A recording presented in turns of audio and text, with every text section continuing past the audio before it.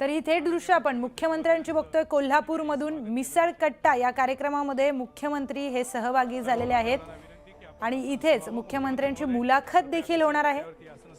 या मुलाखतीतून कोल्हापूरकरांशी ते संवाद साधणार आहेत। कृष्णराज महाडिक देखील त्यांच्यासोबत तिथे उपस्थित आहेत आणि त्यांच्याकडूनच मुख्यमंत्र्यांची मुलाखत घेणार असल्याचं कळतंय। महापालिका निवडणुकीच्या पार्श्वभूमीवर वेगवेगळ्या पद्धतीने प्रचार सभा किंवा प्रचाराच्या पद्धती या दिसून येत आहेत। देवेंद्रजी फडणवीस म्हणजेच आपले देवाभाऊ आज आता कोल्हापूरच्या मिसळ कट्ट्यावरती आलेले आहेत। त्यांचं मनापासून हार्दिक हार्दिक स्वागत। कोल्हापूरची अनेक वैशिष्ट्ये आपल्या सगळ्यांना माहिती आहेत। त्यामध्ये कोल्हापुरी गूळ आहे, कोल्हापुरी चप्पल आहे, त्याचबरोबर कोल्हापुरी तांबडा पांढरा आणि अर्थातच कोल्हापूरची मिसळ। लज्जतदार, स्वादिष्ट, चरचरीत अशी मिसळ सगळ्यांनाच आवडते। पण त्याचबरोबर देवाभाऊंची जी मनमोकळी, भविष्याचा वेध घेऊन वास्तवातील खरा गप्पा मारण्याची जी शैली आहे ती सुद्धा आम्हा सगळ्यांना आवडते आणि म्हणून आज देवाभाऊंना या मिसळ कट्ट्यावरती बोलवलेलं आहे कोल्हापूरकरांशी संवाद साधण्यासाठी। नावात काय असं म्हणतात, पण देवाभाऊ या नावात खूप काही आहे। म्हणजे जर देवाभाऊ हे जे 4 शब्द आहेत, 4 अक्षर आहेत, या 4 अक्षरांची जर आपण रचना बदलली तर काय होऊ शकतं, तर त्यातला सगळ्यात महत्त्वाचं आहे ते म्हणजे यांच्या नावातच आहे देवा, यांच्या नावातच आहे भाऊ। आणि ते असे आहेत की ज्या पद्धतीनं देवाभाऊ महाराष्ट्र प्रत्येक क्षेत्रामध्ये आघाडीवरती आणण्यासाठी काम करतायत ते पाहिल्यानंतर उभा महाराष्ट्र देवाभाऊंच्या पाठीशी उभा आहे। त्याचबरोबर आणखीन एक महत्त्वाची गोष्ट म्हणजे देवाभाऊंच्या नावातच आमचा कोल्हापुरी शब्द भावा हा पण त्यामधनं येतो। आणि जर एखादा शीघ्र कवी असेल तर तो म्हणू शकतो की महाराष्ट्राचे लाडके आणि सर्वसमावेशक नेतृत्व म्हणजे देवाभाऊ आणि त्यांच्या कामाचा अवाका बघितला की कोणीही म्हणेल वाव। तर अशा पद्धतीनं आज आपण मिसळ कट्ट्यावरच्या या गप्पांच्या फडाला सुरुवात करूया। पुन्हा एकदा देवाभाऊंचं स्वागत। यूथ आयकॉन कृष्णराज महाडिक आपण सुरुवात करावी अशी विनंती आहे। साहेब नमस्ते। सर्वप्रथम आपलं कोल्हापूरमध्ये सहर्ष स्वागत आहे। साहेब आज आपण मुख्यमंत्री पदावरती महाराष्ट्र राज्याच्या एक यशस्वीपणे काम करत आहे। अभ्यासू आणि वैचारिक नेतृत्व म्हणून आपली ओळख आहे, परंतु एकेकाळी तुम्ही सुद्धा एक नगरसेवक म्हणून काम केलं आहे। तर महानगरपालिकेच्या निवडणुकीच्या सामोरे जात असताना तुमच्या दृष्टीने नगरसेवकाच्या जबाबदाऱ्या कोणत्या, त्याचबरोबर महानगरपालिकेचं कामकाज कशा पद्धतीने झालं पाहिजे? पहिल्यांदा तर मी या ठिकाणी करवीर निवासिनी आई अंबाबाई महालक्ष्मीला नमन करतो आणि ज्योतिबांचा देखील आशीर्वाद घेतो। आणि आजचा दिवस फार महत्त्वाचा दिवस आहे। आज आई जिजाऊ माँसाहेबांची जयंती आहे आणि स्वामी विवेकानंदांची देखील जयंती आहे। त्यामुळे शाहू महाराजांच्या या नगरीत या दोनही महनीय व्यक्तींना मी साष्टांग प्रणाम करतो।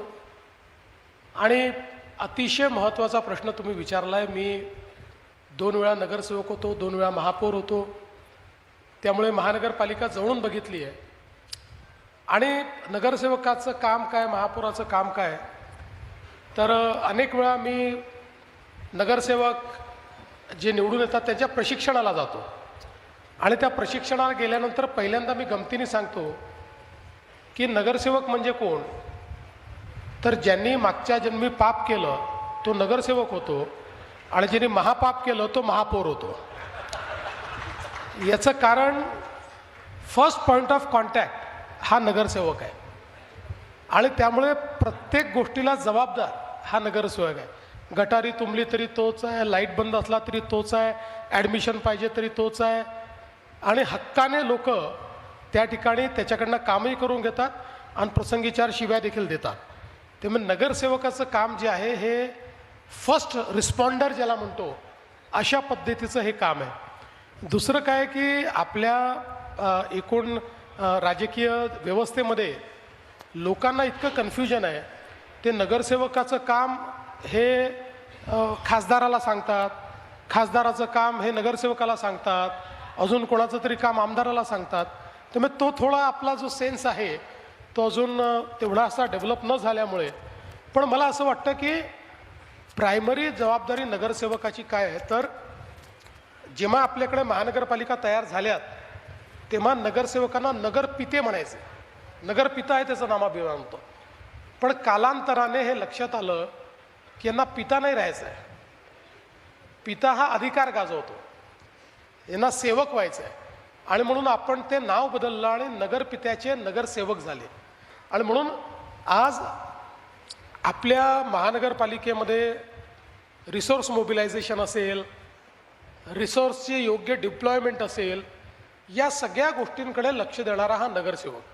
आणि म्हणून मला असं वाटतं की एखादं शहर हे जर चांगलं करायचं असेल तर त्या शहरातली बॉडी, तिथले महापौर, तिथले स्टँडिंग कमिटी चेअरमन, तिथले नगरसेवक, या सगळ्यांची सक्रियता आणि या सगळ्यांचा फोकस हा खूप महत्त्वाचा आहे.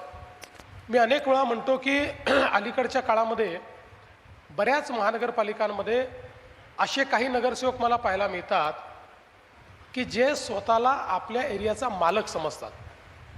माझ्या एरियातली सुई देखील मला विचारल्याशिवाय हलवली नाही पाहिजे, ही मानसिकता चुकीची आहे. या मानसिकतेचे लोक चुकीचे आहेत. जे सेवक म्हणून काम करतील अशीच माणसं निवडून गेली पाहिजे. पण मग मुख्यमंत्री महोदय, आजवरच्या जर आपण महानगरपालिका निवडणुकीच्या प्रचाराची रणधुमाळी जी म्हणतो ती जर बघितली तर त्याच्यामध्ये मुद्दे तेच असतात. म्हणजे अजूनही प्रत्येक निवडणुकीमध्ये रस्ते, सार्वजनिक स्वच्छता, दिवाबत्ती, मुबलक न गळणारी पाईपलाईनमधनं येणारं पाणी, याच त्या अपेक्षा असतात. मला तुम्हाला विचारायचं आहे, मग आत्तापर्यंतच्या राज्यकर्त्यांनी आपल्या जनतेला एक प्रकारे झुलवत ठेवलं का आपण? नाही, मी असं म्हणणार नाही की राज्यकर्त्यांनी काहीच केलं नाही. पण एक आपण बघा की जेव्हा आपला देश स्वतंत्र झाला, स्वातंत्र्यानंतर आपली फिलॉसॉफी काय होती? भारत हा गावांमध्ये राहतो, गावांचा विकास म्हणजे देशाचा विकास. बरोबर फिलॉसॉफी, ती चूक नव्हती. पण त्याचवेळी भारत हा शहरातही राहतो हे आपण विसरलो. आणि मग शहरीकरण तर होत होतं, पण आपल्याकडे तुम्ही बघा की साधारण 2000 किंवा 2010च्या पूर्वीचा काळ जर आपण बघितला तर हे तर काय शहराचे आहेत, असं एक प्रकारे शहरात असणं दुय्यम होतं. म्हणजे खरा राजकारणी कोण? जो गावातनं आलेला आहे, अशी एक कॉन्सेप्ट होती. आणि आपण शहरीकरणाला अभिशाप समजत होतो. त्यामुळे शहराचं जे नियोजन आहे ते नियोजन आपण करत नव्हतो. आणि दुसरीकडे अन्न, वस्त्र, निवारा, शिक्षण, आरोग्य, रोजगार, मनोरंजन, या सगळ्या गोष्टी करता गावातनं लोक शहरात येत होते. परिणाम असा झाला की शहरं प्रचंड मोठी वाढली आणि शहरामध्ये लोकसंख्या वाढल्यामुळे अतिक्रमणं झाली, झोपडपट्ट्या तयार झाल्या, शहरामध्ये पिण्याच्या पाण्याची कमतरता त्या ठिकाणी निर्माण झाली. मग आपले जे काही शेवटी इतके लोक राहणार आहेत तर त्यांना नित्यकर्म आटोपायचं आहे. त्या नित्यकर्मामुळे सगळा जो काही शौच, मैला आहे हा सगळा नाल्यांमधनं व्हायला लागला. भुयारी गटाराच्या व्यवस्था आपण केल्या नाहीत. मग तेच पाणी आपल्या विहिरींमध्ये गेलं, आपल्या नदी नाल्यांमध्ये गेलं, आपले पाण्याचे स्रोत त्यातनं खराब झाले. घनकचरा जो आहे एकतर तो पडला राहायचा किंवा तो कुठेतरी आपण डंप करणं चालू केलं. कोल्हापूरचं फाउंड्रीजपासनं जी एक इकोसिस्टीम आपली तयार झालेली आहे, आता ती लिव्हरेज करण्याकरता आपण जर बघितलं तर या ठिकाणी वेगवेगळ्या क्षेत्रातली इन्व्हेस्टमेंट येते. अगदी बायोफार्मापासनं सगळ्या पद्धतीची इन्व्हेस्टमेंट या ठिकाणी येते. आणि मला हा विश्वास आहे की मुंबई बेंगलुरू कॉरिडॉरमध्ये जे काही आपण इंडस्ट्रीयल ॲग्लोमरेशन्स तयार करणार आहोत, टाउनशिप्स तयार करणार आहोत किंवा इंडस्ट्रियल इस्टेट्स तयार करणार आहोत, त्याच्यामधली सर्वात प्रॉमिसिंग इंडस्ट्री ही कोल्हापूरलाच होईल. आत्ता आपण मुख्यमंत्री महोदय एका अतिशय महत्त्वाच्या मुद्द्याला हात घातला, तो म्हणजे पर्यावरण. म्हणजे ज्याला आपण शाश्वत विकास म्हणतो, त्याच्यामध्ये काय आहे तर पर्यावरणाचे प्रश्न निर्माण होणार नाहीत किंवा ते कमीत कमी व्हावेत. आमच्या कोल्हापूरच्या दृष्टीने एक सगळ्यात गंभीर प्रश्न आणि वर्षानुवर्षाचा प्रश्न आहे पंचगंगा नदी प्रदूषण. खरं तर कोल्हापूर जिल्ह्यातील पंचगंगेसह सगळ्याच नद्यांचं प्रदूषण वाढतंय. अनेकदा मासे आणि अन्य जलचरांचा मृत्यू होतो. त्या पंचगंगेचं दूषित पाणी पिऊन काविळीची साथ आली. म्हणजे नद्यांचं प्रदूषण हा एक अतिशय महत्त्वाचा मुद्दा आहे. सुदैवानं महायुतीचं सरकार आल्यानंतर हेही मान्य करावं लागेल की कधी काही देशातल्या ज्या प्रमुख 10 प्रदूषित नद्या होत्या त्यामध्ये पंचगंगेचा समावेश होता. आता आपण त्याच्यातनं बाहेर आलेलो आहे, पण तरीही जलप्रदूषण ही मोठी समस्या आहे. तर पंचगंगेचं प्रदूषण रोखण्यासाठी, कमी करण्यासाठी काही राज्य सरकार प्रयत्न करते का? आणि त्याच्याबरोबरीनं आमचा आणखीन एक गंभीर प्रश्न म्हणजे महापुराचा. महापूर नियंत्रणासाठी आपण मध्यंतरी काही कल्पना मांडलेली आहे, ती असा विस्तार कराल का? पंचगंगेचं प्रदूषण रोखणं हे अत्यंत गरजेचं आहे. कारण वॉटर पोल्युशनमुळे जी आपली वॉटर क्वालिटी आहे ती आपल्या पूर्ण इकोसिस्टीमला खराब करते. कारण हे पाणी आपण जेव्हा शेतात वापरतो त्यावेळी जमीन देखील ते खराब करतं. या वॉटर क्वालिटीमुळे पर्यावरण जे आहे म्हणजे एअर क्वालिटी जी आहे त्याच्यावरही त्याचा परिणाम होतो आणि अर्थातच आपल्या सगळ्यांच्या हेल्थवर देखील त्याचा मोठा परिणाम होतो. आणि म्हणून आता मोठ्या प्रमाणात आपल्या महाराष्ट्रामध्ये रिव्हर रिज्युविनेशन हा एक कार्यक्रम आपण हातात घेतला आहे. याच्यामध्ये केंद्र सरकार आणि राज्य सरकार मिळून आपण काही आराखडे तयार केलेले आहेत. त्यामध्ये पंचगंगा प्रदूषण मुक्त करण्याचाही आराखडा आपण तयार केलेला आहे. विशेषतः पंचगंगेच्या प्रदूषणात 2 घटक हे त्यात एक मेजर रोल प्ले करतात. एक, जी मोठी शहरं आहेत किंवा छोटी शहरं आणि ग्रामपंचायती आहेत यातलं मॅक्सिमम सिवेज हे थेट अनट्रीटेड नाल्यांच्या माध्यमातून पंचगंगेमध्ये जातं.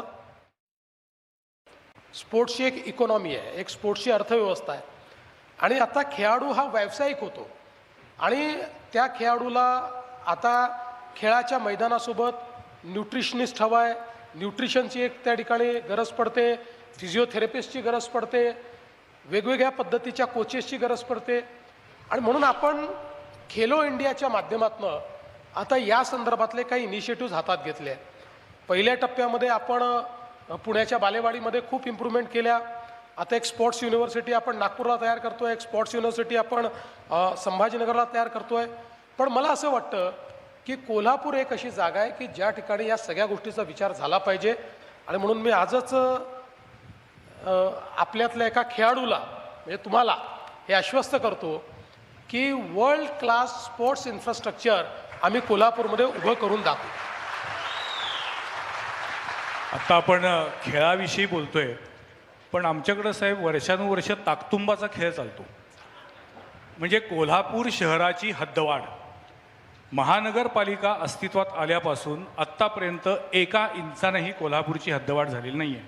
दुसरीकडं मुंबई, नवी मुंबई, नागपूर, नवं नागपूर, राज्यात काही जुळी शहरं पण निर्माण होत आहेत, पण कोल्हापूरची हद्दवाढ काही होत नाही आहे. नेमका प्रॉब्लेम काय आहे? म्हणजे राजकीय इच्छाशक्ती नाही आहे म्हणून आहे की काही प्रशासकीय अडचणी आहेत? बघा, मी स्वतः या मताचा पहिल्या दिवशीपासून आहे की कोल्हापूरची हद्दवाढ केलीच पाहिजे. याचं कारण आहे की कोल्हापूर शहर हे आता म्हणजे या स्वरूपामध्ये it has lived it's life. आता या स्वरूपात विकास होऊ शकत नाही. आपण देशातलं कुठलंही शहर बघा, त्या शहराचा विस्तार हद्दवाढीनेच झाला आहे. अनेक वेळा आपल्याला असं वाटतं की हद्दवाढ म्हणजे टॅक्सेस वाढतील, हद्दवाढ असं लोकांना वाटतं आणि राज्यकर्त्यांना असं वाटतं हद्दवाढ झाली की पुन्हा महानगरपालिकेवर कामाचं बर्डन. हे खरं नाही.